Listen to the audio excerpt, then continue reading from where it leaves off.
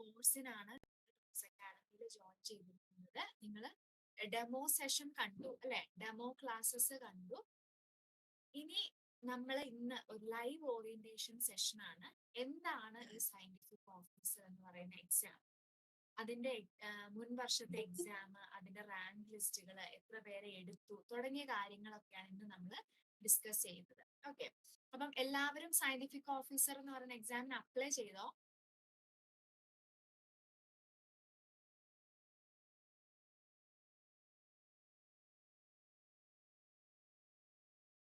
Apply ചെയ്തു. Okay okay, അപ്പൊ നിങ്ങൾ നമ്മളൊരു ഇന്ററാക്ഷൻ സെഷൻ ആണ് കേട്ടോ. നിങ്ങൾ ആൻസർ ചെയ്തോളൂ. പറയുന്ന കാര്യങ്ങൾക്ക് നിങ്ങൾക്ക് മറുപടി തരാൻ ഫ്രീ ആയിട്ട് ഇരിക്കുക. അതേപോലെ നിങ്ങൾക്ക് ചോദിക്കാനുള്ള കാര്യങ്ങളൊക്കെ ചോദിക്കുക. ഓക്കെ ഓക്കെ, അപ്പൊ എല്ലാവരും തന്നെ അപ്ലൈ ചെയ്തു എന്ന് പ്രതീക്ഷിക്കുന്നു. ഇനി ചെയ്യാത്തവരുണ്ടെങ്കിൽ അടുത്ത ദിവസങ്ങളിൽ തന്നെ അപ്ലൈ ചെയ്യുക. നമ്മൾ ലേറ്റ് ആക്കണ്ട. PSCയുടെ സൈറ്റ് ആണ്. തിരക്കൊക്കെ വന്നു കഴിയുമ്പോൾ ചിലപ്പോൾ ലാസ്റ്റ് മിനിറ്റിലേക്ക് വെച്ച് കഴിഞ്ഞാൽ നമ്മൾ വിട്ടുപോകാൻ ചാൻസ് ഉണ്ട്. അതേപോലെ തന്നെ അവസാനം ചിലപ്പോൾ സൈറ്റ് ബിസി ഒക്കെ ആയിട്ട് അപ്ലൈ ചെയ്യാൻ പറ്റാത്ത ഇഷ്യൂസ് പലർക്കും വരാറുണ്ട്. ഓക്കെ, അപ്പൊ നമുക്ക് നമ്മുടെ ഡിസ്കഷൻ സ്റ്റാർട്ട് ചെയ്യാം. ഞാൻ ജസ്റ്റ് സ്ക്രീൻ ഒന്ന് ഷെയർ ചെയ്യാണ് കേട്ടോ. സ്ക്രീൻ ഷെയർ ചെയ്യാം. നിങ്ങൾക്ക് കാണുന്നില്ലേ എന്ന് പറയാം. ഇനി എന്താ ചോദിക്കണമെങ്കിലും മൈക്ക് ഓൺ ആക്കി ചോദിക്കാം. കാരണം ഇനി മെസ്സേജ് അയച്ചാൽ എനിക്ക് കാണത്തില്ല. ഓക്കെ,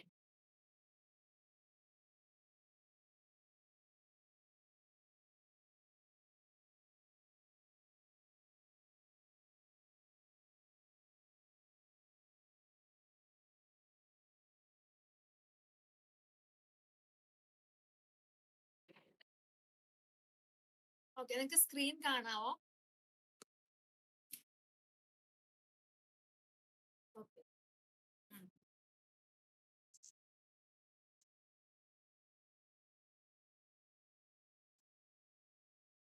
ഓക്കെ, അപ്പൊ ആദ്യം തന്നെ നമ്മൾ സയന്റിഫിക് ഓഫീസർ എന്ന് പറയുന്ന എക്സാം ആണ്. ഇത് നിങ്ങൾക്കറിയാം, കേരള പോലീസ് സർവീസിൽ വരുന്ന ഒരു തസ്തികയാണ് ഈ പറയുന്ന സയന്റിഫിക് ഓഫീസർ.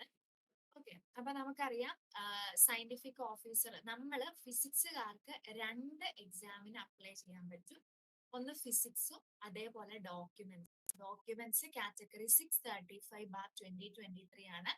അതേപോലെ ഫിസിക്സ് 636/2023. നിങ്ങൾ എല്ലാവരും ഈ 2 എക്സാമിനും അപ്ലൈ ചെയ്യാൻ വേണ്ടി തന്നെ നോക്കുക. ഓക്കെ, ചെയ്തു എന്ന് പ്രതീക്ഷിക്കുകയാണ്. അപ്പൊ ആദ്യം ബേസിക് ആയിട്ട് ഈ നോട്ടിഫിക്കേഷൻ ഞാൻ ജസ്റ്റ് നമുക്കൊന്ന് നോക്കാം. എന്തൊക്കെയാണ് അതിനകത്ത് ശ്രദ്ധിക്കേണ്ടതെന്നുള്ളത് കേട്ടോ. ഓക്കെ, അപ്പോ നിങ്ങൾക്കറിയാം ഈ പറയുന്ന ഫോറൻസിക് സയൻസ് ലബോറട്ടറിയിലേക്ക് കേരള പോലീസ് സർവീസിന്റെ ഡിപ്പാർട്ട്മെന്റിൽ സയന്റിഫിക് ഓഫീസർ ഇപ്രാവശ്യം നമ്മൾ കഴിഞ്ഞ പ്രാവശ്യം 36 സംതിങ് ആയിരുന്നു സാലറി സ്കെയിൽ വന്നിരുന്നത്. ഇത്തവണ സ്കെയിൽ ഓഫ് പേ എന്ന് പറയുന്ന 51,400 തൊട്ടിട്ടാണ് സ്കെയിൽ ഓഫ് പേ തുടങ്ങുന്നത്. വേക്കൻസീസ് ആന്റിസിപ്പേറ്റഡ് വേക്കൻസി ആണ് റിപ്പോർട്ട് ചെയ്തിട്ടില്ല. കാരണം ഒന്ന്, ഇപ്പം നിലവിൽ അതിന്റെ റാങ്ക് ലിസ്റ്റ്, ഫിസിക്സിന്റെ ഒക്കെ റാങ്ക് ലിസ്റ്റ് ഇപ്പം നിലവിൽ അത് ആക്റ്റീവ് ആയിട്ടുള്ള റാങ്ക് ലിസ്റ്റ് ആണ്. അതിന്റെ കാലാവധി കഴിഞ്ഞിട്ടില്ല കഴിഞ്ഞ പ്രാവശ്യത്തെ. അപ്പൊ തന്നെ നിങ്ങൾ അറിയേണ്ടത്, അങ്ങനെ നിൽക്കുമ്പോൾ തന്നെ ഇങ്ങനെ ഒരു നോട്ടിഫിക്കേഷൻ വിളിക്കുമ്പോൾ അത് എത്രത്തോളം നമുക്ക് വേക്കൻസി ജനറേറ്റ് ചെയ്യാൻ പറ്റുന്ന, അല്ലെങ്കിൽ വേക്കൻസീസ് ഉണ്ടാവാൻ ചാൻസ് ഉള്ള തസ്തികയാണെന്നുള്ളത് ബേസിക് ആയിട്ട് നിങ്ങൾ മനസ്സിലാക്കുക. രണ്ടാമത്തത് ഡയറക്റ്റ് റിക്രൂട്ട്മെന്റ് ആണ്. ഏജ് ലിമിറ്റ് 20 to 36 ആണ്. ക്വാളിഫിക്കേഷൻ ശ്രദ്ധിക്കുക, 50% മാർക്ക് ഫിസിക്സിൽ ഉണ്ടായിരിക്കണം. ഇനി പ്രിഫറൻഷ്യൽ ക്വാളിഫിക്കേഷൻ ഉണ്ട്. അത് ഇപ്പോഴൊന്നും കണക്കാക്കില്ല. നമ്മുടെ റാങ്ക് ലിസ്റ്റിനൊക്കെ ശേഷം മീൻസ് നമ്മൾ എക്സാമിന് ശേഷം മെയിൻ റാങ്ക് ലിസ്റ്റ് ഇടുമല്ലോ, ആ സമയത്താണ് ഈ പറയുന്ന പ്രിഫറൻഷ്യൽ ക്വാളിഫിക്കേഷൻ, അതിന് വെയിറ്റേജ് എന്തെങ്കിലുമൊക്കെ കൊടുത്തിട്ട് നിങ്ങൾക്ക് ഒരു അവസരം കൂടുതൽ കിട്ടും. അതായത് ബേസിക്കലി ഇങ്ങനത്തെ MPhilഉം കാര്യങ്ങളൊക്കെ ഉള്ളവരുണ്ടെങ്കിൽ അവർക്ക് അതിനുള്ളൊരു വെയിറ്റേജ് കൊടുത്ത് റാങ്ക് ലിസ്റ്റ് അവരുടെ നിലയൊന്ന് മാറുമെന്ന് മാത്രമേ ഉള്ളൂ. അത് പ്രിഫറൻഷ്യൽ ക്വാളിഫിക്കേഷൻ ആണെന്ന് ഓർക്കുക. അതുകൊണ്ട് ഈ പറയുന്ന MSc ഫിസിക്സ് കഴിഞ്ഞ് എല്ലാവരും ഇതിന് അപ്ലൈ ചെയ്യുക. കാരണം അധികം പേരൊന്നും ഈ പ്രിഫറൻഷ്യൽ ക്വാളിഫിക്കേഷൻ ഉള്ളവരുണ്ടാവില്ല. 1-2 പേരൊക്കെ ഉണ്ടെങ്കിലേ ഉള്ളൂ. അപ്പൊ അതുകൊണ്ട് നിങ്ങൾ ആരും എനിക്കത് ഇല്ല എന്ന് ഓർത്തിട്ട് അപ്ലൈ ചെയ്യാതിരിക്കരുത്. ഓക്കെ, പിന്നെ പിന്നെ കണ്ണിന്റെ ഒരു നിബന്ധന ഇവർ പറയുന്നുണ്ട്. അത് നിങ്ങൾ ആ ഐസൈറ്റ് നിങ്ങളൊന്ന് ശ്രദ്ധിച്ചാൽ മതി. ഇത് നോർമലി നിങ്ങൾ അപ്ലൈ ചെയ്യുമ്പോൾ നമുക്ക് ഒരു ഡോക്യുമെന്റ്സ് സബ്മിറ്റ് ചെയ്യേണ്ട കാര്യമില്ല. അതുകൊണ്ട് നിങ്ങൾ അപ്ലൈ ചെയ്യുക എക്സാമിന് കേട്ടോ. ശേഷം നമുക്ക് എന്താന്നുള്ളത് മെഡിക്കൽ സർട്ടിഫിക്കറ്റും കാര്യങ്ങളൊക്കെ ഹാജരാക്കണം. അപ്പൊ അതൊക്കെ എക്സാമിന് ശേഷം നമ്മൾ റാങ്ക് ലിസ്റ്റിൽ കയറിയതിന് ശേഷം വരുന്ന പ്രൊസീജിയർ ആണ്. അപ്പൊ അതൊന്നും ആരും ഒരു തടസ്സമായിട്ട് ഇപ്പം നിലവിൽ എടുക്കരുത്. ഓക്കെ. പിന്നെ ബാക്കിയുള്ള കാര്യങ്ങളൊക്കെ നിങ്ങൾക്ക് അറിയാവുന്നതാണ്. ഇനി ഡോക്യുമെന്റ്സ് വരുമ്പോൾ ഇതേപോലെ തന്നെയാണ്, സെയിം സാലറി സ്ട്രക്ചറും കാര്യങ്ങളുമാണ്. ഒറ്റ കാര്യം മാത്രമേ വ്യത്യാസമുള്ളൂ. ഇതില് നമുക്ക് ഫിസിക്സുകാർക്കും കെമിസ്ട്രിക്കാർക്കും ഈ ഒരു തസ്തികയിലേക്ക് അപേക്ഷിക്കാം. അതിനകത്ത് 50% മാർക്ക്, പോസ്റ്റ് ഗ്രാജുവേറ്റ് ഏതിലെങ്കിലും പോസ്റ്റ് ഗ്രാജുവേറ്റ് ഡിഗ്രി വേണമെന്നേ ഉള്ളൂ. പക്ഷെ എക്സാം വരുമ്പോൾ ഡോക്യുമെന്റ്സിൽ 50 മാർക്ക് ഫിസിക്സും 50 മാർക്ക് കെമിസ്ട്രിയുമായിരിക്കും. ഇതാണ് വ്യത്യാസം ഉള്ളത്. പക്ഷെ നമുക്ക് അപേക്ഷിക്കുമ്പോൾ ഒന്നും നമുക്ക് വേറെ ഒന്നും നോക്കാനില്ല. ഫിസിക്സുകാര് ഫിസിക്സിനും ഡോക്യുമെന്റ്സിനും അപേക്ഷിച്ച്. ക്ലിയർ ആണോ? ഇത്രയും കാര്യങ്ങൾ ക്ലിയർ അല്ലേ? മൈക്ക് ഓൺ ആക്കി പറയാവോ? ക്ലിയർ ആണ് മാം. ഓക്കെ. ഓക്കെ. ഇനി നിങ്ങൾ നോക്കുക, സയന്റിഫിക് ഓഫീസർ ഫിസിക്സിന്റെ കഴിഞ്ഞ തവണ 2020 നോട്ടിഫിക്കേഷൻ വന്നിട്ടുള്ളത്. ഇനി ഇവിടെ കുറച്ച് കാര്യങ്ങൾ നിങ്ങൾ ഒന്ന് ശ്രദ്ധിക്കുക, നിങ്ങളുടെ ശ്രദ്ധയിലേക്ക് കൊണ്ടുവരാണ്. ഇവിടെ നോക്കിയേ, ഈ ഒരു റാങ്ക് ലിസ്റ്റ് നിലവിൽ വരുന്നത് 19/1/2022, 22 ഈ ഒരു റാങ്ക് ലിസ്റ്റ് നിലവിൽ വരുന്നത്. അപ്പൊ നിങ്ങൾക്കറിയാം ഈ ജനുവരി ഓക്കെ, ഇനി നമുക്ക് എന്താണ് 3 വർഷം കാലാവധി ഉണ്ട് റാങ്ക് ലിസ്റ്റ് അല്ലെ? അപ്പൊ ഇപ്പൊ ലാസ്റ്റ് അഡ്വൈസ് പോയേക്കുന്നത് 4/10/23. നിലവില് 22 അഡ്വൈസുകളാണ് ഫിസിക്സിൽ പോയിട്ടുള്ളത്. അപ്പൊ നോക്ക്, 2022 23, 24, 25, 2025 ജാനുവരി 1 ഈ ലിസ്റ്റ് എക്സ്പയർ ആവുകയുള്ളൂ. അപ്പൊ അതിനു മുന്നേ തന്നെ ഈ ഒരു നോട്ടിഫിക്കേഷൻ നമുക്ക് വന്നിരിക്കുകയാണ്. ഓക്കെ. ഇപ്പം 22 പേർക്കാണ് ഈ അഡ്വൈസ് നിലവിൽ പോയിട്ടുള്ളത് എന്നും കൂടെ ശ്രദ്ധിക്കുക. ലാസ്റ്റ് അഡ്വൈസ് പോയിരിക്കുന്നത് 4/10/2023. ഓക്കെ. ഇനി അതേസമയം ഡോക്യുമെന്റ്സിന് 2018 വിളിച്ച 18 മുൻപ് അപേക്ഷ വിളിച്ചിട്ടുള്ളത്. അപ്പം അതിനകത്ത് 20 ഡോക്യുമെന്റ്സിന് താരതമ്യേന വേക്കൻസികളുടെ എണ്ണം കുറവാണ് കേട്ടോ. 20 പേർക്കാണ് ടോട്ടൽ അഡ്വൈസ് ഡോക്യുമെന്റ്സിൽ പോയിട്ടുള്ളത്. അപ്പൊ നിങ്ങളൊരു കാര്യം ഓർത്താൽ മതി, നമുക്ക് അവിടെ ഫിസിക്സും കെമിസ്ട്രിയും ഒക്കെ അപ്ലൈ ചെയ്യുന്ന കൂട്ടത്തിലാണ് നമുക്ക് ഡോക്യുമെന്റ്സ്. ഇപ്പം നിലവിൽ 4 ഒരുമിച്ച് വിളിച്ചിരിക്കുന്നതുകൊണ്ട് നമുക്കൊരു ബോണസ് ആണ് ഈ പറയുന്ന വേക്കൻസി എന്ന് പറയുന്നത്. സയന്റിഫിക് അസിസ്റ്റന്റ് ഡോക്യുമെന്റ്സിലേക്ക് മുൻപ് 20 പേരെയാണ് പോസ്റ്റ് ചെയ്തിരിക്കുന്നത്. 2018 അപേക്ഷ. 2018 മുന്നേ അതിന്റെ റാങ്ക് ലിസ്റ്റ് കയറിയത് 2018. ഇതിന്റെ ലാസ്റ്റ് അഡ്വൈസ് 2020 തന്നെ ഓൾമോസ്റ്റ് ലാസ്റ്റ് അഡ്വൈസ് പോയിരിക്കുന്നത് 2020. ഓക്കെ. ഇനി നിങ്ങൾ നോക്കുക, ഇനിയാണ് നിങ്ങൾ ശ്രദ്ധിക്കേണ്ട കുറച്ച് കാര്യങ്ങള്. നമ്മുടെ ഫിസിക്സിന്റെ റാങ്ക് ലിസ്റ്റ് ആണ് ഞാൻ ഇവിടെ മെൻഷൻ ചെയ്തിരിക്കുന്നത്. കഴിഞ്ഞ തവണ, അതായത് 2021 നടത്തിയ എക്സാമിന്റെ റാങ്ക് ലിസ്റ്റ്. കട്ട് ഓഫ് ശ്രദ്ധിക്കുക, 75.33 ഫസ്റ്റ് റാങ്ക് കിട്ടിയ ആളുടെ കട്ട് ഓഫ് അല്ല, ഫസ്റ്റ് റാങ്ക് കിട്ടിയ ആളുടെ മാർക്ക് 75.33. ഇനി നോക്കിയാൽ ഞാൻ ഇവിടെ മൊത്തം ലിസ്റ്റ് എടുത്തിട്ടില്ല, കാരണം നമുക്ക് അത്രയും ഉദ്യോഗാർത്ഥികളുടെ പേര് നമുക്ക് ഡിസ്ക്ലോസ് ചെയ്യാൻ പറ്റില്ല. ഇവിടെ നോക്കിയാൽ 49 പേരാണ് മെയിൻ ലിസ്റ്റിൽ വന്നിട്ടുള്ളത്. 49 പേരാണ് മെയിൻ ലിസ്റ്റിൽ വന്നിട്ടുള്ളത്. അതില് ലാസ്റ്റത്തെ ആളുടെ അല്ലെങ്കിൽ ഏറ്റവും കട്ട് ഓഫ് എന്ന് പറയുന്ന ഏകദേശം എത്രയായിരുന്നു? 53 മാർക്കാണ്. കണ്ടോ? അപ്പൊ ഇതൊരു നിസ്സാരമായിട്ടുള്ള എക്സാം അല്ല. ടോപ്പ് റാങ്കിൽ വന്ന ആൾക്ക് 75.33 മാർക്ക്. ഓക്കെ. അപ്പൊ നമ്മുടെ പ്രിപ്പറേഷൻ എത്രത്തോളം ആയിരിക്കണം എന്നുള്ളതാണ് ഞാൻ ഇതിൽ നിന്ന് നിങ്ങളോട് പറയാൻ ഉദ്ദേശിക്കുന്നത്. 100 മാർക്കിന്റെ ഒരു എക്സാമില് 75.33 ഒരു PSC എക്സാമിന് കിട്ടുക എന്ന് പറഞ്ഞു കഴിഞ്ഞാൽ ആ കുട്ടി ആരായാലും അത്രയും നല്ല ഹാർഡ് വർക്ക് ചെയ്തിട്ട് തന്നെയാണ് ആ പറയുന്ന മാർക്കിലേക്ക് ആ കുട്ടി എത്തിയിട്ടുണ്ടെങ്കിൽ. അതിനകത്ത് ലാസ്റ്റത്തെ 49 ആളുടെ കട്ട് ഓഫ് മാർക്ക് എന്ന് പറയുന്നതും ചെറിയൊരു കട്ട് ഓഫ് അല്ല. 53 മാർക്കാണ്. ഒരു സബ്ജക്ട് എക്സാമിനെ സംബന്ധിച്ചിടത്തോളം 53 എന്ന് പറയുന്നത് അത്യാവശ്യം നല്ല ഒരു മാർക്കാണ്. നിങ്ങൾക്കറിയാം, HSST പോലുള്ള എക്സാമിനൊക്കെ ഇതേ സിലബസ് ആയിരുന്നു. സയന്റിഫിക് ഓഫീസർ ആണ് അസിസ്റ്റന്റ് പ്രൊഫസർ തസ്തികയിലാണ് ഇപ്പം നമ്മൾ ഫോളോ ചെയ്യുന്ന സിലബസ് ആദ്യം വരുന്നത്. ശേഷം സയന്റിഫിക് ഓഫീസറിലേക്ക് അതേ സിലബസ് തന്നെ കയറി വന്നു.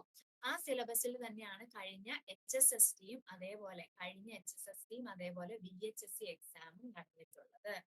ഓക്കെ, കഴിഞ്ഞ HSSTയും VHSCയും നടന്ന അതേ സിലബസിലാണ് ഇപ്പോഴത്തെ സയന്റിഫിക് ഇനി എന്തായാലും ഒരു മോഡിഫിക്കേഷൻ ഉണ്ടാവില്ല സിലബസിൽ. അപ്പം അതേ സിലബസ് ആയിരിക്കും നമ്മൾ ഇനി ഫോളോ ചെയ്യേണ്ടത്.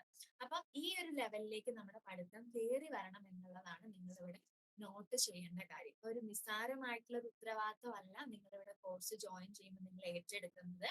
ആ ഒരു കറക്റ്റ് ആയിട്ടുള്ള ഈ മാർക്ക് നമുക്കും മേടിക്കാം അല്ലെ, ഇങ്ങനെ ഒരു കുട്ടി മേടിച്ചെങ്കിൽ തീർച്ചയായിട്ടും നമുക്കും ഈ മാർക്ക് മേടിക്കാം. പക്ഷെ ആ ഒരു ഉത്തരവാദിത്തം എന്ന് പറയുന്നത് ഇവിടെ തരുന്ന ക്ലാസ്സുകളും വർക്കുകളും ഒക്കെ പ്രോപ്പർ ആയിട്ട് ചെയ്ത് നല്ല രീതിയിൽ നിങ്ങൾക്ക് പഠിച്ച് കയറി വന്നാൽ തന്നെ ഇങ്ങനെ ഒരു പെർഫോമൻസ് എക്സാമിന് കൊടുക്കാൻ പറ്റുള്ളൂ. ഓക്കെ, ഇനി നമ്മുടെ സിലബസ് ഞാൻ ജസ്റ്റ് ഒന്ന് മെൻഷൻ ചെയ്യാണ്. നിങ്ങൾ ഓൾറെഡി നമ്മുടെ ആപ്പിനകത്ത് നമ്മൾ PYQ ക്വസ്റ്റ്യൻസും കാര്യങ്ങളൊക്കെ ഡിസ്കസ് ചെയ്തപ്പോൾ നിങ്ങൾക്ക് ഒരു ഐഡിയ കിട്ടി കാണും എന്തൊക്കെ ആയിരിക്കും എന്നുള്ളത് അല്ലെ. അപ്പൊ ഞാൻ ജസ്റ്റ് ആ സിലബസ് നിങ്ങളുടെ മുൻപിലേക്ക് ഒന്ന് കൊണ്ടുവരികയാണ്. നിങ്ങൾ നോക്കുക. ഒന്ന് ക്ലാസിക്കൽ മെക്കാനിക്സ് നിങ്ങൾ സെറ്റ് പോലുള്ള എക്സാമിനൊക്കെ പ്രിപ്പയർ ചെയ്തിട്ടുണ്ടെങ്കിൽ നിങ്ങൾക്കറിയാം ഓൾമോസ്റ്റ് സാധാരണ ക്ലാസിക്കൽ മെക്കാനിക്സിന്റെ ഒരു ടോപ്പിക്കുകൾ തന്നെയാണ്. അതിനകത്ത് കുറച്ച് ബുദ്ധിമുട്ടാവാൻ ചാൻസ് ഉള്ളത് ഈ പറയുന്ന നോൺ ലീനിയർ ഡൈനാമിക്സിന്റെ കുറച്ച് കാര്യങ്ങൾ, ലിമിറ്റ് സൈക്കിൾ, കാവോസ്, ലോജിസ്റ്റിക് മാപ്പ് ഒക്കെയാണ്. അത് ബുദ്ധിമുട്ടല്ല, പക്ഷെ ചിലവരെ അത് പഠിച്ചിട്ടുണ്ടായിരിക്കുള്ളൂ. നിങ്ങളുടെ ഇതിൽ ഓപ്ഷണൽ സബ്ജക്റ്റ് ആയിട്ട് നമ്മൾ PGക്ക് പഠിക്കുന്നതാണ്. ചിലവരെ ആ ഒരു ഭാഗം പഠിച്ചിട്ടുണ്ടായിരിക്കുള്ളൂ. അതാണ് ക്ലാസിക്കൽ മെക്കാനിക്സിൽ ഒരു മാറ്റം ഉള്ളത്. മാത്തമാറ്റിക്കൽ മെത്തേഡ്സിൽ നിങ്ങൾ നോക്കുക. Mathematical methods and group theory എന്ന് പറഞ്ഞിട്ടുണ്ടെങ്കിലും ഗ്രൂപ്പ് തിയറിയിൽ നിന്നൊന്നും HSTക്കും VHSCക്കും ഒന്നും അധികം അങ്ങനെ ക്വസ്റ്റ്യൻസ് കണ്ടിട്ടില്ല നമ്മൾ. പിന്നെ ഇവിടെ ശ്രദ്ധിക്കേണ്ടത് നോർമൽ മാത്തമാറ്റിക്കൽ ഫിസിക്സിന്റെ ടോപ്പിക് അല്ല അല്ലെ. നമ്മുടെ വെക്ടേഴ്സ് ഇല്ല, മാട്രിസസ് ഇല്ല, അങ്ങനത്തെ കുറെ കാര്യങ്ങൾ ഇതിൽ നിന്ന് ഒഴിവാക്കിയിട്ടുണ്ട്. പക്ഷേ നിങ്ങൾ ശ്രദ്ധിക്കേണ്ട കാര്യം കഴിഞ്ഞ തവണത്തെ എക്സാമിന് എന്തിൽ നിന്ന് ക്വസ്റ്റ്യൻ ചോദിച്ചിട്ടുണ്ട്? മെട്രിക്സിൽ. നോക്കിയേ 13ാമത്തെ ക്വസ്റ്റ്യൻ നോക്കിയേ, eigen values of matrix are. എളുപ്പമുള്ള ചോദ്യമാണ്, എങ്കിൽ കൂടി നമ്മൾ ഈ പറഞ്ഞ മെട്രിക്സിൽ നിന്നുള്ള ക്വസ്റ്റ്യൻ വന്നിട്ടുണ്ട്. അപ്പൊ ഇവിടെ എല്ലാ PSCയുടെ സിലബസിന്റെ താഴെയും ഒരു കാര്യം മെൻഷൻ ചെയ്തിട്ടുണ്ട്. എന്താണത്? It may be noted that apart from the topics detailed above, questions from other topics prescribed for the educational qualification of the post may appear in the question paper. There is no undertaking that all the topics above may be covered in the question paper. അതായത് ഈ മുകളിൽ നമുക്ക് തന്നിരിക്കുന്ന സിലബസിൽ നിന്ന് ആയിക്കോണം questions എന്നില്ല, അല്ലെങ്കിൽ ഇതിൽ സ്ട്രിക്ട്ലി അവർ ബോണ്ട് ചെയ്തിട്ടുള്ള ക്വസ്റ്റ്യൻസ് ഇടുള്ളൂ എന്നുമില്ല. അതുകൊണ്ട് നമ്മൾ നമ്മുടെ യോഗ്യതയ്ക്ക് അനുസരിച്ചിട്ട് സിലബസ് പ്രിപ്പയർ ചെയ്യണം. പക്ഷെ ശേഷം വന്നിരിക്കുന്ന HSST VHSC എക്സാമുകൾക്കൊക്കെ അത് സ്ട്രിക്ട്ലി ഈ സിലബസ് ഫോളോ ചെയ്തിട്ടുണ്ട്. ഇതിലൊരു സന്തോഷ വാർത്ത, കുറെ പേർക്ക് സന്തോഷ വാർത്തയായിരിക്കും, EMTയിലെ ഇലക്ട്രോ മാഗ്നറ്റിക് തിയറിയുടെ പേപ്പർ നമുക്ക് ഇതിനകത്തില്ല. കുറച്ച് പേർക്കൊക്കെ പൊതുവെ ബുദ്ധിമുട്ടായിട്ട് ഫീൽ ചെയ്യുന്ന ഒരു ടോപ്പിക് ആണ്, അത് ഒഴിവാക്കിയിട്ടുണ്ട് കംപ്ലീറ്റ്ലി. മാത്തമാറ്റിക്കൽ മെത്തേഡ്സിൽ ഞാൻ പറഞ്ഞു മെട്രിക്സ്, അതേപോലെ തന്നെ വെക്ടേഴ്സ് തുടങ്ങിയ നമുക്ക് എളുപ്പത്തിൽ സോൾവ് ചെയ്യാൻ പറ്റുന്ന കുറെ കാര്യങ്ങളൊക്കെ അവർ ഒഴിവാക്കിയിട്ട് കൂടുതൽ സ്പെഷ്യൽ ഫങ്ഷൻസും കാര്യങ്ങളും ഒക്കെയാണ്. കോംപ്ലക്സ് അനാലിസിസ് ഒക്കെ ഉണ്ട്. ഓക്കെ, അപ്പൊ ഞാൻ ഒത്തിരി സിലബസും അല്ലെങ്കിൽ കാര്യങ്ങളും കവർ ചെയ്യുന്നില്ല, കാരണം നിങ്ങൾ ഒത്തിരി എത്ര പേര് ഗ്യാപ്പ് എടുത്തിട്ടാണ് പഠിക്കുന്നതെന്ന് അറിയില്ല. അപ്പൊ അവർക്ക് അതൊരു ബുദ്ധിമുട്ടാവും. പിന്നെ ഇലക്ട്രോണിക്സ്, അതിനകത്ത് ഡിജിറ്റൽ ഇലക്ട്രോണിക്സിന്റെ ടോപ്പിക് ഇൻക്ലൂഡഡ് അല്ല, മറ്റുള്ള ഇലക്ട്രോണിക്സ് നമ്മൾ പഠിക്കുന്ന കാര്യങ്ങളെല്ലാം തന്നെ ഇൻക്ലൂഡഡ് ആണ്. ഓക്കെ, ഇനി ക്വാണ്ടം മെക്കാനിക്സ് സിലബസ് ആണ്. നിങ്ങളുടെ ഗ്രൂപ്പിൽ നമ്മൾ ഓൾറെഡി സിലബസും കാര്യങ്ങളൊക്കെ മെൻഷൻ ചെയ്തിട്ടുണ്ട്. അപ്പൊ നിങ്ങൾക്ക് അതൊക്കെ ഡീറ്റെയിൽ ആയിട്ട് നോക്കാം. ഇപ്പൊ ഞാൻ ജസ്റ്റ് ഒരു ഔട്ട്ലൈൻ മാത്രമേ പറയുള്ളൂ കേട്ടോ. ഇനി സ്റ്റാറ്റിസ്റ്റിക്കൽ മെക്കാനിക്സ് നോക്കുക, അതൊന്നും ഒത്തിരി സിലബസ് ഒന്നും മെൻഷൻ ചെയ്തിട്ടില്ല, വളരെ കുറച്ച് കാര്യങ്ങളാണ്. ഇനി പക്ഷെ സ്റ്റാറ്റിസ്റ്റിക്കൽ മെക്കാനിക്സ് ഇവരുടെ സിലബസിന്റെ പ്രത്യേകത എന്ന് വെച്ചാൽ ഇപ്പൊ എൻസെമ്പിൾ തുടങ്ങിയ കാര്യങ്ങളൊന്നും മെൻഷൻ ചെയ്തിട്ടില്ല. പക്ഷെ നമുക്ക് സ്റ്റാറ്റിസ്റ്റിക്കൽ മെക്കാനിക്സ് പഠിക്കുമ്പോൾ തീർച്ചയായിട്ടും ആ രീതിയിലൊക്കെ പഠിച്ചേ മതിയാവുള്ളൂ. അപ്പോൾ ഒരു പ്രോപ്പർ ആയിട്ടുള്ള ഓർഗനൈസേഷൻ ചെയ്തിട്ട് തന്നെ നമുക്ക് ഓരോ ടോപ്പിക്കുകളും കവർ ചെയ്യണം. ന്യൂക്ലിയർ ആൻഡ് പാർട്ടിക്കിൾ ഫിസിക്സ് വളരെ എളുപ്പത്തിലുള്ള കാര്യങ്ങളൊക്കെയാണ് മെൻഷൻ ചെയ്തിരിക്കുന്നത്. പിന്നെ ഇവിടെ കണ്ടൻസ്ഡ് മാറ്ററിൽ നമ്മൾ നോർമലി പഠിക്കുന്ന ഫിക്സ് ലോ, വാലിഡിറ്റി, പിന്നെ ക്രിസ്റ്റൽ ആൻഡ് പൗഡർ ഡിഫ്രാക്ഷൻ ഒക്കെ ന്യൂക്ലിയർ പാർട്ടിക്കിൾ ഫിസിക്സിന്റെ കൂടെയാണ് മെൻഷൻ ചെയ്തേക്കുന്നത്. സോളിഡ് സ്റ്റേറ്റ് ഫിസിക്സ് വലിയ ബുദ്ധിമുട്ടൊന്നുമില്ല, അത്യാവശ്യം നല്ല രീതിയിൽ നമുക്ക് മാർക്ക് സ്കോർ ചെയ്യാൻ പറ്റും. ആറ്റോമിക് ആൻഡ് മോളിക്കുലാർ സ്പെക്ട്രോസ്കോപ്പി സാധാരണ ഉള്ള പോലെ ആറ്റോമിക് സ്പെക്ട്രോസ്കോപ്പി ഒത്തിരി ടോപ്പിക് മെൻഷൻ ചെയ്തിട്ടില്ല, കൂടുതൽ മോളിക്കുലാർ സ്പെക്ട്രോസ്കോപ്പിയാണ്. പിന്നെ വരുന്ന 2 പേപ്പറാണ് മൈക്രോ പ്രൊസസ്സറും ലേസേഴ്സ് ആൻഡ് ഫൈബറും. മൈക്രോ പ്രൊസസ്സർ നിങ്ങൾ എല്ലാവരും പഠിച്ചിട്ടുണ്ടോ? മൈക്രോ പ്രൊസസ്സർ പഠിക്കാത്ത ആരെങ്കിലും ഉണ്ടോ നമ്മുടെ ഈ ഒരു ഗ്രൂപ്പില്? അതായത് PGക്ക് നിങ്ങൾ പഠിക്കുമ്പോൾ മൈക്രോ പ്രൊസസ്സർ എന്ന് പറയുന്ന ടോപ്പിക് ഡീല് ചെയ്തിട്ടില്ലാത്തവരുണ്ടോ? ഉണ്ടെങ്കിൽ ജസ്റ്റ് മൈക്ക് ഒന്ന് ഓൺ ആക്കി പറയാമോ?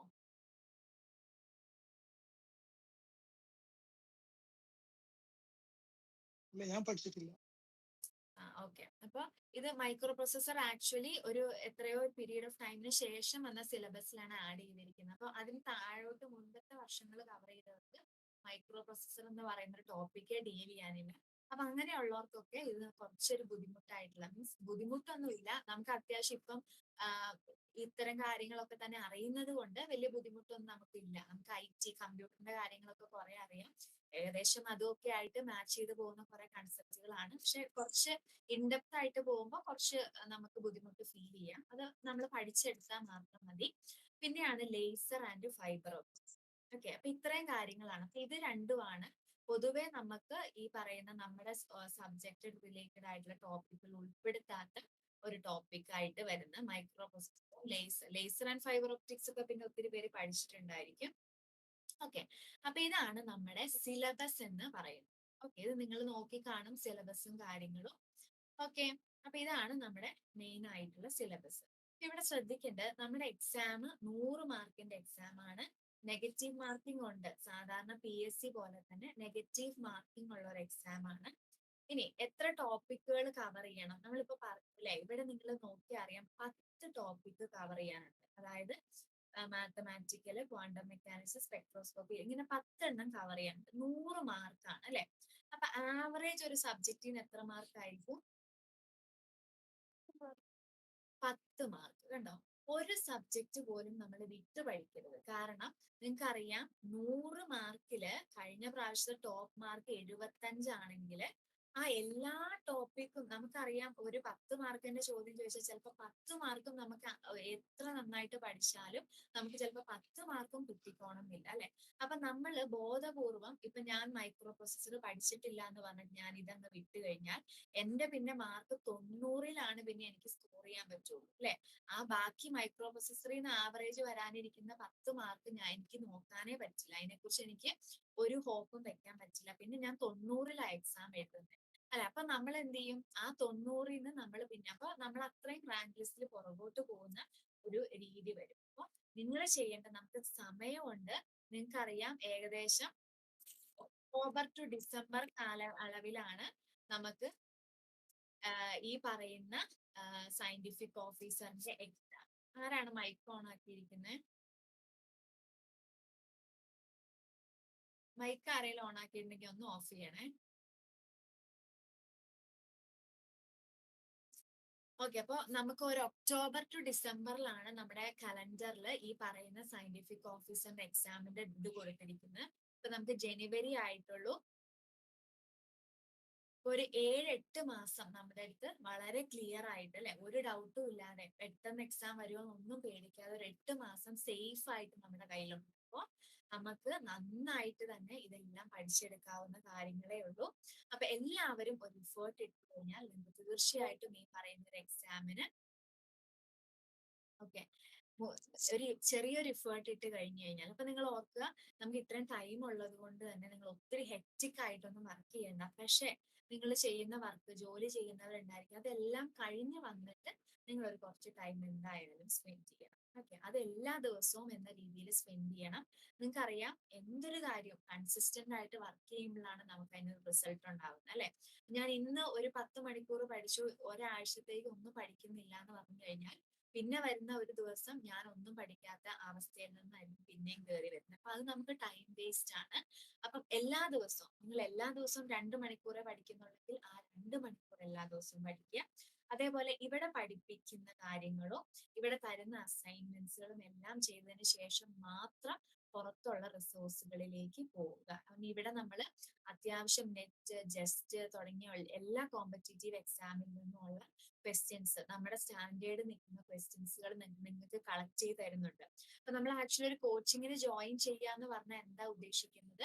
നമ്മൾ തന്നെ വർക്ക് ചെയ്യേണ്ട, അല്ലെങ്കിൽ നമ്മളൊരു 2-3 മണിക്കൂർ ഒരു സംഭവം തപ്പി കണ്ടുപിടിക്കേണ്ടത് നിങ്ങൾക്ക് ആ ഒരു സമയം ഒഴിവാക്കിയിട്ട് നിങ്ങൾക്ക് ഇത് പഠിക്കൂ ഇത് പഠിക്കൂ എന്ന് പറഞ്ഞ് നമ്മൾ തരിക ചെയ്യുന്നത്, അല്ലെ? അപ്പൊ നമ്മൾ സ്വന്തം പഠിക്കുമ്പോൾ നമ്മൾ റിസോഴ്സ് കണ്ടുപഠിക്കണം, അത് വായിക്കണം, അതിൽ നിന്ന് കണ്ടന്റ് തപ്പിയെടുക്കണം. അപ്പൊ ആ ടൈം സേവ് ചെയ്യുന്നതാണ് നമ്മളൊരു കോച്ചിങ്ങിന് ജോയിൻ ചെയ്യുമ്പോൾ ഉദ്ദേശിക്കുന്നത്. അപ്പൊ അത് നന്നായിട്ട് യൂസ് ചെയ്യാം. കുറെ പേർക്ക് ഒരു ടെൻഡൻസി ഉണ്ട്, നമ്മളൊരു കോച്ചിങ്ങിന് ജോയിൻ ചെയ്യും, കുറെ ക്ലാസ്സുകൾ കിട്ടും, പക്ഷെ അവര് തന്നെ പാരലൽ ആയിട്ട് വേറെ എന്തൊക്കെയോ പഠിച്ചുകൊണ്ടിരിക്കും. ഇവിടെ പഠിപ്പിക്കുന്ന കാര്യങ്ങളൊന്നും അറിയില്ല. അപ്പൊ നമ്മള് ഇവിടെ പഠിപ്പിക്കുന്നത് ആദ്യം കവർ ചെയ്യുക, പക്കായിട്ട് പഠിക്കുക, ശേഷം മാത്രം പുറത്തേക്ക് പോവുക. ഓക്കെ, അപ്പൊ അത് പൊതുവെ എല്ലാവരും വരുത്തുന്ന മിസ്റ്റേക്സ് ആണ്.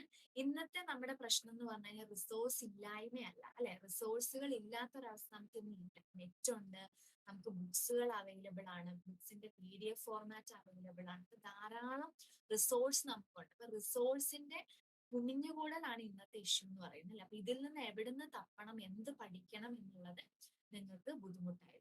അതിനൊരു സോഴ്സ് ആണ് നമ്മൾ കോച്ചിങ് എന്ന് പറയുന്നത്. അപ്പം ഇവിടെ ടീച്ചേഴ്സ് ഇടുന്ന ഒരു ഇഫേർട്ട് നിങ്ങൾക്ക് പഠിക്കേണ്ടത് ഇത് പഠിക്കൂ ഇത് പഠിക്കൂ, നിങ്ങൾ ഇത് പഠിക്കൂ എന്ന് പറഞ്ഞ് തരികയാണ് ചെയ്യുന്നത്. അത് മാത്രം നിങ്ങൾ അറ്റ്ലീസ്റ്റ് പഠിക്കണം. അത് 100%, 100-110% ഉറപ്പിച്ച് പഠിച്ചതിന് ശേഷം നിങ്ങൾ PSC എക്സാമും മറ്റ് എക്സാമും തമ്മിൽ ജസ്റ്റ് ഒന്ന് കമ്പയർ ചെയ്ത് നോക്കുക. നെറ്റ് എക്സാമിന്റെ പ്രത്യേകത എന്താ? ഒരു ക്വസ്റ്റിന് 5 മാർക്ക് ഉണ്ടാവും, അല്ലെ? ഒരു C സെക്ഷനിലൊക്കെ വരുന്ന ക്വസ്റ്റിന് 5 മാർക്കാണുള്ളത്. അപ്പൊ 5 മാർക്ക് എന്ന് പറയുമ്പോൾ നമ്മൾ അവിടെ ആ ഒരു ക്വസ്റ്റിന്റെ കാഠിന്യം കൂടുതലായിരിക്കും, അല്ലെ? അപ്പൊ അങ്ങനെ പല കാര്യങ്ങളും ഉള്ളത് കൊണ്ടാണ് അതിന് 5 മാർക്ക്. പക്ഷെ PSC എക്സാം നിങ്ങൾ ഒന്ന് നോക്കിയാൽ മതി, ഇതേപോലത്തെ ഒരു ക്വസ്റ്റിന്റെ ടഫ്നെസ് അതിനുണ്ടാവില്ല. ഇനി ടഫ് ആണെങ്കിൽ പഠിച്ച എല്ലാവർക്കും ടഫ് ആയിരിക്കും. കാരണം എല്ലാവരും പഠിക്കുന്നത് പ്രീവിയസ് ഇയർ ക്വസ്റ്റ്യൻസിന്റെ ബേസിലും കാര്യങ്ങളിലും ഒക്കെയാണ്, അല്ലെ? അപ്പൊ ടഫ് ആണെങ്കിൽ എല്ലാവർക്കും ടഫ് ആയിരിക്കും. അപ്പൊ നിങ്ങൾ ശ്രദ്ധിക്കേണ്ട കാര്യം എന്താണ്? അറിയുന്ന കാര്യം മാത്രം, അല്ലെ? മാത്രം അറ്റൻഡ് ചെയ്യുക. ചിലപ്പോൾ 20 ചോദ്യം അറിയുള്ളെങ്കിൽ നിങ്ങൾക്ക് അറിയോന്നറിയില്ല, ഈ കോവിഡിന്റെ സമയത്തൊക്കെ നടത്തിയ ഈ എന്താ പറയാ ഡോക്ടേഴ്സിന്റെ എക്സാമിന്, അതേപോലെ ടൗൺ പ്ലാനിങ് അങ്ങനെയൊക്കെ പറഞ്ഞ എഞ്ചിനീയേഴ്സിന്റെ എക്സാമിന്, അവർക്കൊക്കെ നെഗറ്റീവ് മാർക്കുള്ള ആൾക്കാർ വരെ ലിസ്റ്റിൽ കയറി പോയിട്ടുണ്ട്. നെഗറ്റീവ് മാർക്ക് എന്ന് പറയുമ്പോൾ ആലോചിക്കണം, 100 മാർക്കിൽ നടത്തിയ ഒരു എക്സാമിന് നെഗറ്റീവ് മാർക്കുള്ള ഉദ്യോഗാർത്ഥികൾക്ക് വരെ ജോലി കിട്ടി എന്ന് പറയുമ്പോൾ അവിടെ ഈ PSC എക്സാമിൽ നോക്കുന്നത് എന്തല്ല, നമ്മൾ എത്രത്തോളം പ്രൊഫിഷ്യന്റ് ആണ് എന്നുള്ളതിന് പുറമെ മറ്റുള്ളവരെക്കാൾ നമ്മൾ എത്ര, അതാണ് അവിടെ കിടക്കുന്നത് കേട്ടോ. പേഴ്സൻറ്റൈൽ എന്ന് പറയുന്ന ഒരു കാര്യം കൂടി, മറ്റുള്ളവരെ വെച്ച് നമ്മൾ എത്ര, ആ ഒരു കാര്യമാണ്. ഇപ്പൊ PSC എക്സാമിന് കറക്കി കുത്താന്നൊരു ഉദ്ദേശത്തോടെ നിങ്ങൾ പോകരുത്. അറിയുന്ന കാര്യങ്ങൾ മാത്രം കറപ്പിക്കുക. ഇനി വൈൽഡ് ഗസ് ഒരിക്കലും ഇല്ല. അഥവാ ചെയ്താൽ തന്നെ നിങ്ങൾക്ക് ഒരു 50 ABCD ഓപ്ഷനിൽ 2 ഓപ്ഷൻ നിങ്ങൾക്ക് ഡൗട്ട് ഉണ്ട്, ബാക്കി 2 ഉറപ്പാണ് അല്ലാന്ന്. അങ്ങനത്തെ കാര്യങ്ങൾ മാത്രമേ 50-50 ചാൻസ് ഉള്ളത് കറപ്പിക്കാം, മാക്സിമം പോയി കഴിഞ്ഞാൽ. അതിൽ കൂടുതൽ ഒരു ഗസ്സിനും PSC എക്സാമിന് പോവാൻ പാടില്ല. ക്ലിയർ ആണോ? ഓക്കെ, അപ്പൊ നമ്മൾ ടോസ് അക്കാഡമിയിൽ നിങ്ങൾ ഓൾറെഡി ഒരു ഡെമോ സെഷൻസ് കണ്ടു. അപ്പൊ നിങ്ങൾക്കറിയാം ടോസ് അക്കാഡമിയിൽ നിങ്ങൾക്ക് ഡെമോ സെഷന് ശേഷം നിങ്ങൾ അതൊക്കെ കണ്ടതിന് ശേഷം നിങ്ങൾക്ക് ഇഷ്ടപ്പെട്ടെങ്കിൽ മാത്രം ജോയിൻ ചെയ്താൽ മതി. റെക്കോർഡ് ക്ലാസ്സുകളായിരിക്കും എല്ലാ ക്ലാസ്സുകളും. പിന്നെ നമ്മൾ ഇതേപോലെ ലൈവ് സെഷൻസ് വിളിക്കും.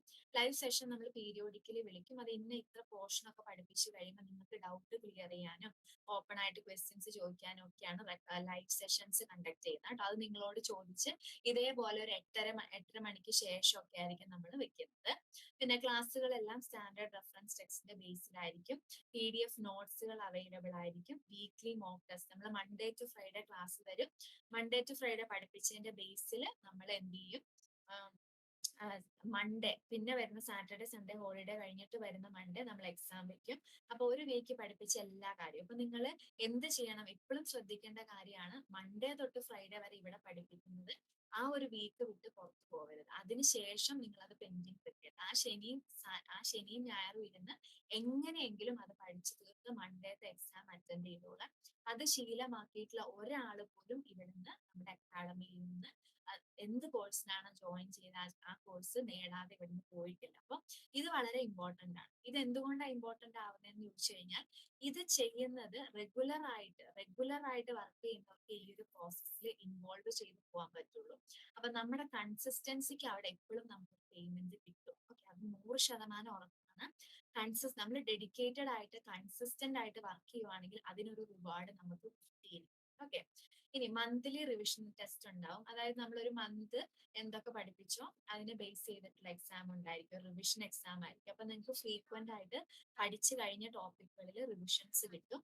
പിന്നെ അസൈൻമെന്റ്സ് തരും, PYQ ഡിസ്കഷൻസ് ഉണ്ടായിരിക്കും. നിങ്ങൾക്ക് ഓൾറെഡി ഇപ്പം PYQന്റെ ഒരു ചെറിയ സെറ്റിന്റെ ഡിസ്കഷൻ നമ്മൾ നടത്തി. ഇതേപോലെ ലൈവ് ഓറിയന്റേഷൻ സെഷൻസ് ഉണ്ടായിരിക്കും.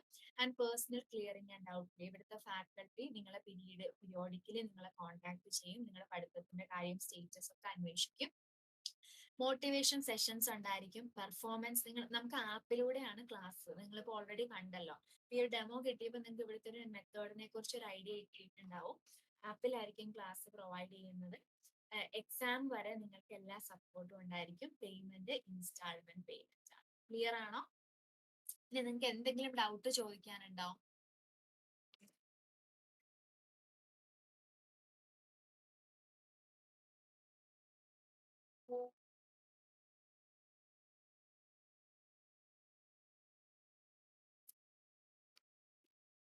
നിങ്ങൾ ഓപ്പൺ ആയിട്ട് ചോദിച്ചോളൂ കേട്ടോ. നിങ്ങളുടെ ഡൗട്ടുകളും കാര്യങ്ങളും ഒക്കെ ക്ലിയർ ചെയ്യാം.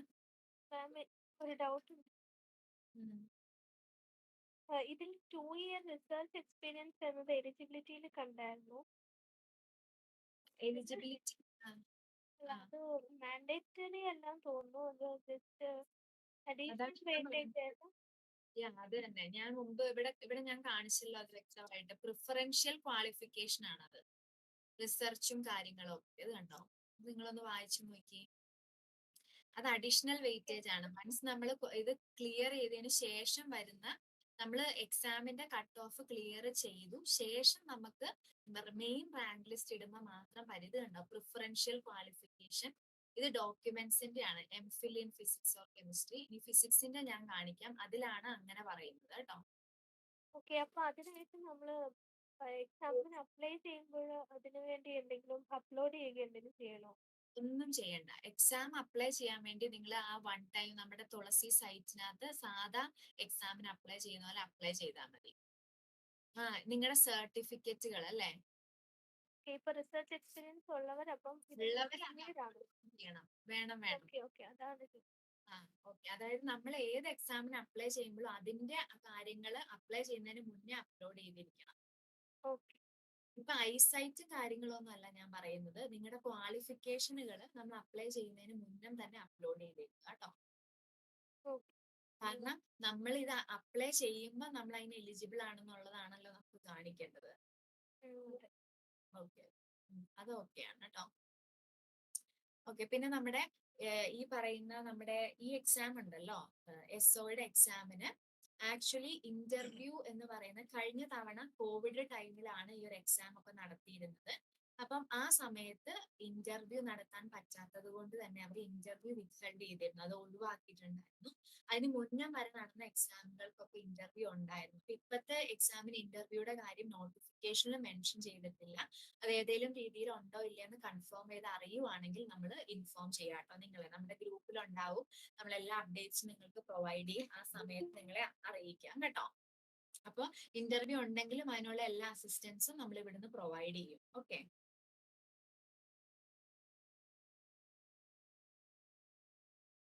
ഓക്കെ, ഇനി എന്തെങ്കിലും ഡൗട്ട്സ് ഉണ്ടോ? Hello ma'am. പറഞ്ഞോ. മാം, ഇത് റിസർച്ച് എക്സ്പീരിയൻസിന് വെയിറ്റേജ് ഉണ്ടെന്ന് പറഞ്ഞിരുന്നു. അപ്പൊ അത് എന്തുമാത്രം വെയിറ്റേജ് ഉണ്ടാവും? അത് ഞാൻ വേണമെങ്കിൽ എത്രയിലാന്നുള്ളത് ഞാൻ നോക്കിയിട്ട് മുൻപത്തെ ഒരു ലിസ്റ്റ് നോക്കിയിട്ട് ഞാൻ ഗ്രൂപ്പിൽ പറയാം കേട്ടോ. വെയിറ്റേജ് പിന്നെ ഡൗട്ട് ഉള്ളത്, ഇതിന് ഇപ്പോ ഡിഫറെന്റ് സിലബസ്, ഡിഫറെന്റ് ടോപ്പിക്സ് അല്ലേ? അപ്പൊ ആ ക്ലാസിക്കൽ ക്വാണ്ടം അതിന് ഈക്വൽ വെയിറ്റേജ് ആണോ ഉള്ളത്, അല്ലെങ്കിൽ ഡിഫറെന്റ് വെയിറ്റേജസ് ആണോ ഉള്ളത്?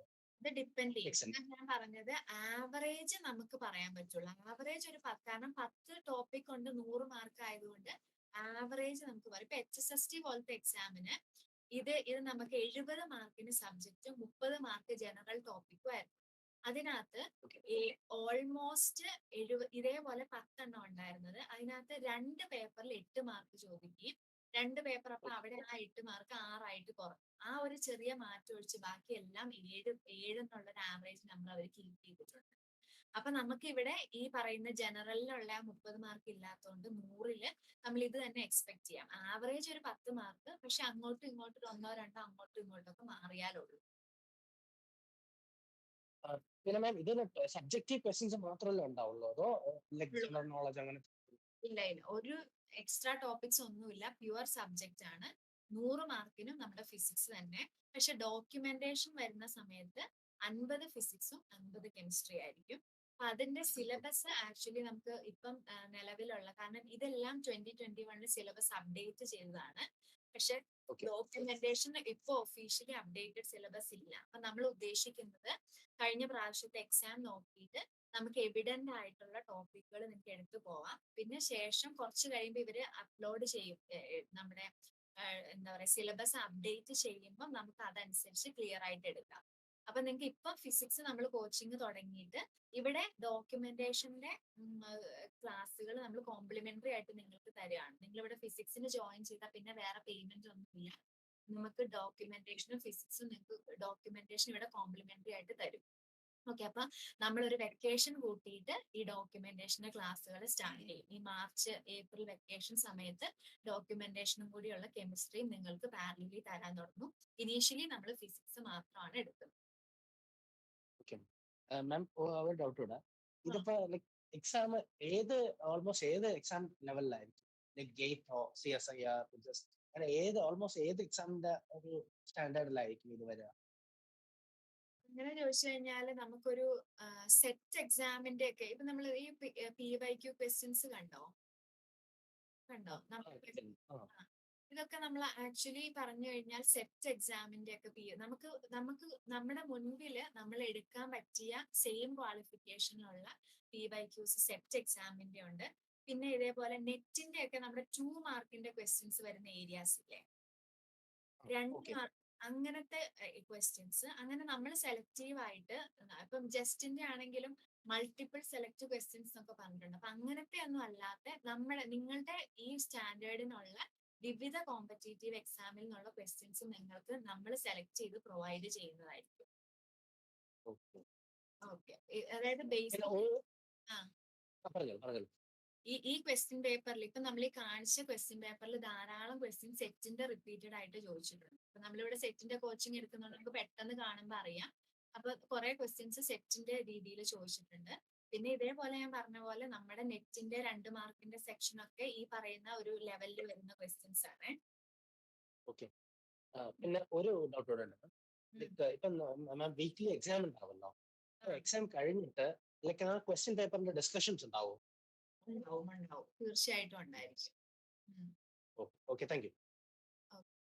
നമ്മളെ വീക്ക്ലി എക്സാം ഒരു മൺഡേ ആയിരിക്കും അപ്ലോഡ് ചെയ്യുക. ശേഷം നമ്മൾ അതിന്റെ സൊല്യൂഷൻസ് നിങ്ങൾക്ക് പ്രൊവൈഡ് ചെയ്യും. അപ്പൊ ആ വീക്കിൽ തന്നെ അടുത്ത എക്സാമിന് മുന്നും എല്ലാം പ്രൊവൈഡ് ചെയ്യും. ഓക്കെ, ഇനി ആർക്ക് എന്തെങ്കിലും ഡൗട്ട് ഉണ്ടോ? മാം, ചോദിച്ചു. ഓഫീസറിന്റെ ജോലിയെ കുറിച്ചൊന്ന് പറയാമോ, എന്തൊക്കെയാണെന്നുള്ളത്? സയന്റിഫിക് ഓഫീസർ എന്ന് പറഞ്ഞു കഴിഞ്ഞാല് ഇപ്പം നിലവില് ഓൾറെഡി വർക്ക് ചെയ്യുന്നവരോട് ചോദിച്ചൊരു രീതിയിൽ നമുക്ക് അറിഞ്ഞത്, നമ്മൾ ക്രൈം സീൻ വിസിറ്റ് ഒക്കെ നമുക്കുണ്ട്. അപ്പൊ നിങ്ങൾക്ക് അറിയാലോ, എന്തെങ്കിലും ഒരു ഇഷ്യൂ ഒക്കെ വരുന്ന സമയത്ത് നിങ്ങൾ കണ്ടിട്ടുണ്ടായിരിക്കും സയന്റിഫിക് ഓഫീസേഴ്സ് നമ്മള് സിനിമയിലൊക്കെ നിങ്ങൾ കണ്ടിട്ടില്ലേ, സയന്റിഫിക് ഓഫീസേഴ്സ് ഒക്കെ വരുന്നവരെ ക്രൈം സീനുകൾ പോലീസൊക്കെ നമ്മൾ അവരുടെ കൂടെ പോലീസിന്റെ കൂടെ ജുഡീഷ്യറിയിൽ ഒരു വലിയ ഇൻവോൾവ്മെന്റ് ഉള്ള ഒരു പോസ്റ്റാണ്. അതായത് ക്രൈം സീൻ വിസിറ്റും കാര്യങ്ങളൊക്കെ നമുക്ക് വരും. അതേപോലെ ഈ ജോബിൽ കുറച്ച് ട്രാവലിങ്ങിന്റെ കാര്യങ്ങൾ വരും. കാരണം ഇതുകൊണ്ട് തന്നെ ക്രൈം സീൻ വരുന്ന പോലെ നമുക്ക് കിട്ടുന്ന ഒരു ജൂറിസ്ഡിക്ഷൻ ഉണ്ടായിരിക്കും, അതിന്റെ ഉള്ളിൽ ക്രൈം സീൻ വിസിറ്റും കാര്യങ്ങളൊക്കെ വരുന്നുണ്ട് ഈ ഒരു ജോബില്. അപ്പൊ അതിനുള്ള ട്രാവൽ അലവൻസ് കാര്യങ്ങളൊക്കെ നമുക്ക് പ്രൊവൈഡ് ചെയ്യും. മനസ്സിലായോ? ഡോക്യുമെന്റ്സും അത് തന്നെ സെയിം തന്നെയാണോ? ഡോക്യുമെന്റ്സും കറക്റ്റ് ഒരു ജോബ് നേച്ചർ എന്താണെന്നുള്ളത് നമുക്ക് വേണമെങ്കിൽ എക്സ്പീരിയൻസ്ഡ് ആയിട്ടുള്ള ആരെങ്കിലും ആയിട്ട് ഒരു സെഷൻ നമുക്ക് അറേഞ്ച് ചെയ്യാം. ഈ ഒരു ജോബ് ചെയ്യുന്ന ആരെങ്കിലും ഒക്കെ ആയിട്ട് നമ്മൾ കറക്റ്റ് ആയിട്ട് എന്തെങ്കിലും ഡോക്യുമെന്റേഷനും ക്രൈം സീൻ വിസിറ്റ് ഒക്കെ ഉണ്ടെന്നാണ് അറിയാൻ കഴിഞ്ഞത് കേട്ടോ. ഓക്കെ. ഡീറ്റെയിൽ ആയിട്ട് ഒരു കൺഫ്യൂഷൻ ഉണ്ടെങ്കിൽ നമ്മൾ അങ്ങനെ ഒരു ഫാക്കൽറ്റീനെ വല്ലതും അറേഞ്ച് ചെയ്യാൻ നോക്കാം. എങ്ങനെ ഇത് അറിയാം, നമുക്ക് പരിചയമുള്ളവരുണ്ട് വർക്ക് ചെയ്യുന്നവര്. അപ്പൊ അങ്ങനെ ഫാക്കൽറ്റീസുമായിട്ട് ഒരു ഇന്ററാക്ഷൻ സെഷൻ വേണമെങ്കിൽ നിങ്ങൾക്ക് മീൻ ബൈ കോഴ്സിന്റെ ഇടയ്ക്ക് നമ്മൾ അറേഞ്ച് ചെയ്ത് തരാം.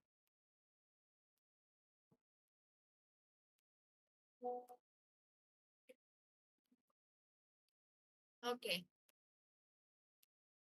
Okay ma'am. ഓക്കെ. പിന്നെ നിങ്ങളിപ്പോ ജോബിന്റെ നേച്ചറിനെ കുറിച്ചൊന്നും ഓർത്ത് ടെൻഷൻ അടിക്കേണ്ട. വലിയ ബുദ്ധിമുട്ടുള്ള ജോലിയൊന്നും മീൻസ് അങ്ങനെയല്ല, നമ്മുടെ ഗൗരവമേറിയ ഒരു ജോബാണ് അല്ലെ. നമ്മളിപ്പോ ഒരു LP സ്കൂളിൽ പഠിപ്പിക്കുമ്പോൾ അതിന് അതിൻ്റെതായ ഒരു സീരിയസ്നെസ് ഉണ്ട്. നമ്മുടെ സ്റ്റുഡൻസിന്റെ കാര്യങ്ങളൊക്കെ നമ്മുടെ എന്താ പറയാ അവരുടെ മുന്നോട്ടുള്ള കാര്യങ്ങളൊക്കെ നമ്മുടെ കയ്യിലാണ് ഇരിക്കുന്നത്. അതേപോലെ തന്നെ പക്ഷെ ഇതെന്ന് പറയുമ്പോൾ കുറച്ചും കൂടെ അല്ലെ ഒരു നമുക്ക് ഉത്തരവാദിത്തം കൂടിയ ഒരു പോസ്റ്റ് ആണ് അല്ലെ. അപ്പം നമ്മുടെ സാലറി സ്ട്രക്ചർ നിങ്ങൾക്ക് നോക്കിയാൽ അറിയാം, ഗസറ്റഡ് പോസ്റ്റ് ആണ്. കേറുമ്പോ തന്നെ 51 ബേസിക് സാലറി ആണ്. അപ്പൊ ആ ഒരു മാറ്റം, സാലറിയിലുള്ള മാറ്റം നമ്മൾ എടുക്കുന്ന ഉത്തരവാദിത്തത്തിലും അതിന്റെ ഒരു വെയിറ്റേജ് നമുക്ക് ഉണ്ടായിരിക്കും. ആ രീതിയിലുള്ള ബുദ്ധിമുട്ടുകളേ ഉള്ളൂ. പക്ഷെ നമുക്കറിയാം നമ്മൾ ആരും ഇപ്പൊ ഒരു ജോലിക്ക് ഹൈലി പ്രൊഫിഷ്യന്റ് ആയിട്ടല്ല അല്ലെ കയറുന്നത്. അതേപോലെ ഇത് നമ്മുടെ നോട്ടിഫിക്കേഷൻ വ്യക്തമായിട്ട് പറഞ്ഞിട്ടുണ്ട്, വൺസ് നമ്മൾ എടുത്തു കഴിഞ്ഞാൽ 6 മാസം നമുക്ക് പ്രീ സർവീസ് ട്രെയിനിങ് ഉണ്ട്. അതൊക്കെ ആ നോട്ടിഫിക്കേഷൻ മെൻഷൻ ചെയ്തിട്ടുണ്ട്. അതിനുശേഷം നമുക്ക് 2 വർഷം പ്രൊബേഷൻ ഉണ്ടായിരിക്കും. ഈ ട്രെയിനിങ്ങിന് ശേഷമാണ് നമ്മൾ പ്രൊബേഷനിൽ എൻ്റർ ചെയ്യുക. അങ്ങനെ മൊത്തം 3 വർഷമാണ് ഇതിന് പ്രൊബേഷൻ. ആദ്യത്തെ 1 വർഷം ട്രെയിനിങ് ബേസിലും പിന്നത്തെ 2 വർഷം പ്രൊബേഷനും. അങ്ങനെ 3 വർഷം കംപ്ലീറ്റ് പ്രൊബേഷൻ വരുന്ന ഒരു ജോലിയാണ്. ഓക്കെ.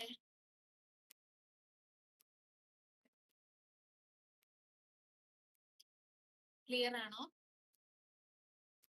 ക്ലിയർ ആണ്. ഓക്കെ. ഇനി എന്തെങ്കിലും ഉണ്ടോ ഡൗട്ട്സ്?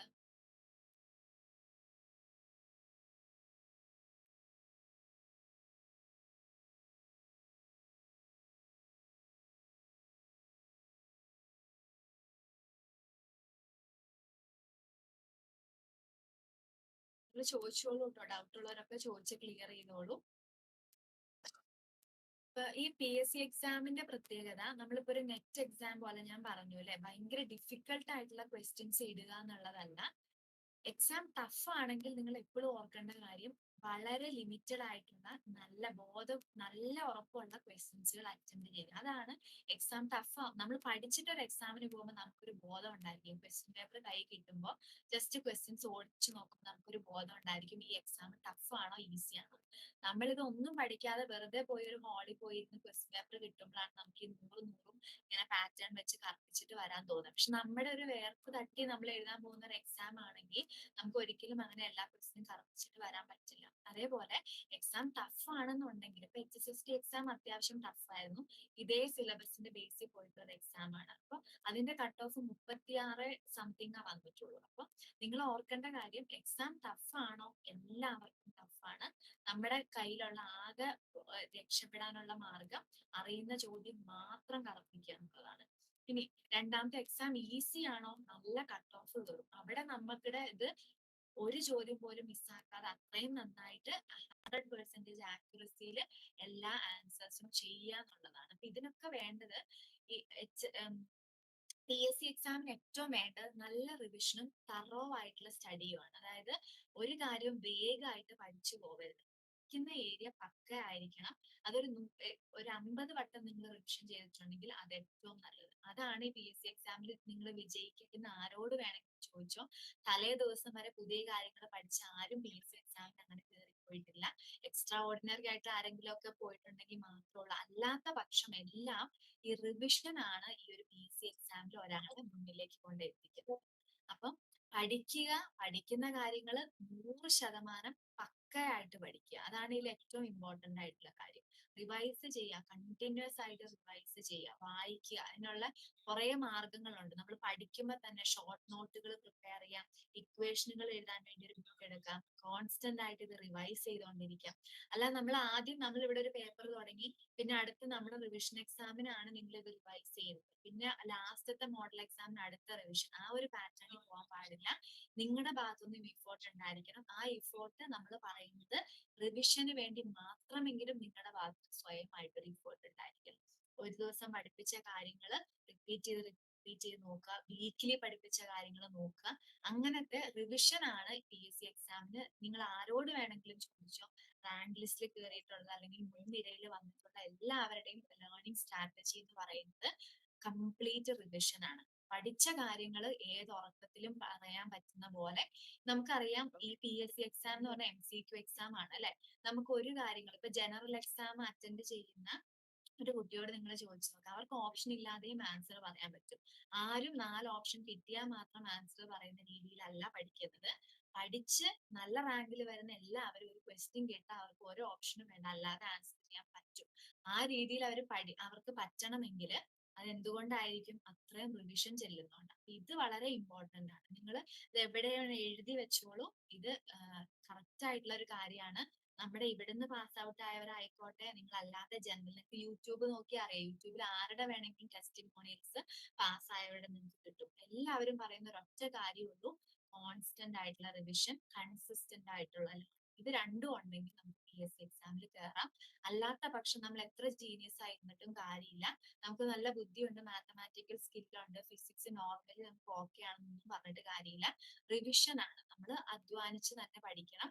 അപ്പൊ ഇതിനകത്ത് ഒരു 50% നിങ്ങളുടെ ഇഫോർട്ട് നമ്മൾ കുറയ്ക്കും. കാരണം ഏതൊക്കെ മെറ്റീരിയൽസ് നിങ്ങൾ പഠിക്കണം, ഏതൊക്കെ ക്വസ്റ്റ്യനിലൂടെ നിങ്ങൾ പോകണം എന്നുള്ള കാര്യങ്ങളൊക്കെ നമ്മൾ നിങ്ങളെ എയ്ഡ് ചെയ്യുന്നുണ്ട്.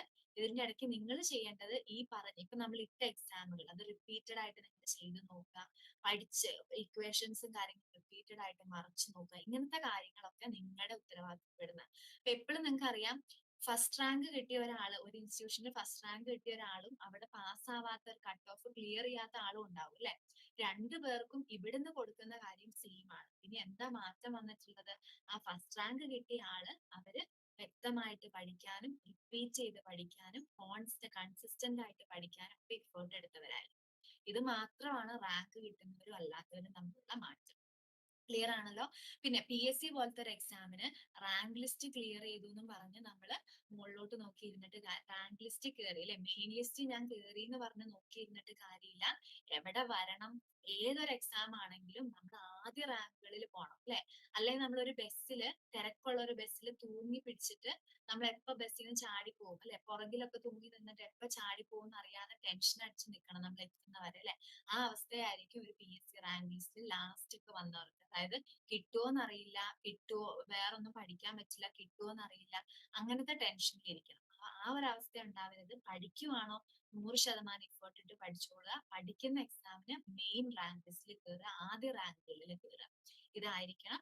പിന്നെ നിങ്ങൾ കണ്ടുല്ലേ, ഏകദേശം 49 പേരുടെ മെയിൻ ലിസ്റ്റേ ഇട്ടിട്ടുള്ളൂ. അപ്പം ആ ഒരു റേഞ്ചിലേക്ക് നമ്മൾ കയറി വരണം. പിന്നെ നോർമലി LDC പോലെ ലക്ഷങ്ങളൊന്നും ഉദ്യോഗാർത്ഥികൾ ഉണ്ടാവില്ല. സെലക്ടഡ് ആയിട്ടുള്ള കാൻഡിഡേറ്റ്സ് ആയിരിക്കും ഉണ്ടാവുള്ളൂ. ആ ഒരു ബെനിഫിറ്റ് മാത്രം. ഓക്കെ, ക്ലിയർ ആണോ?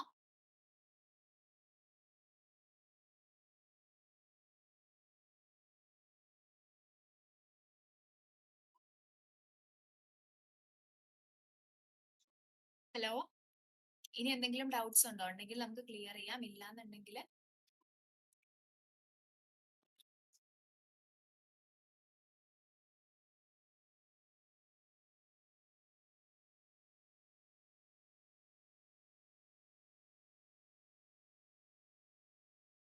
ഓക്കെ, നമുക്ക് സെഷൻ വൈൻഡപ്പ് ചെയ്താലോ?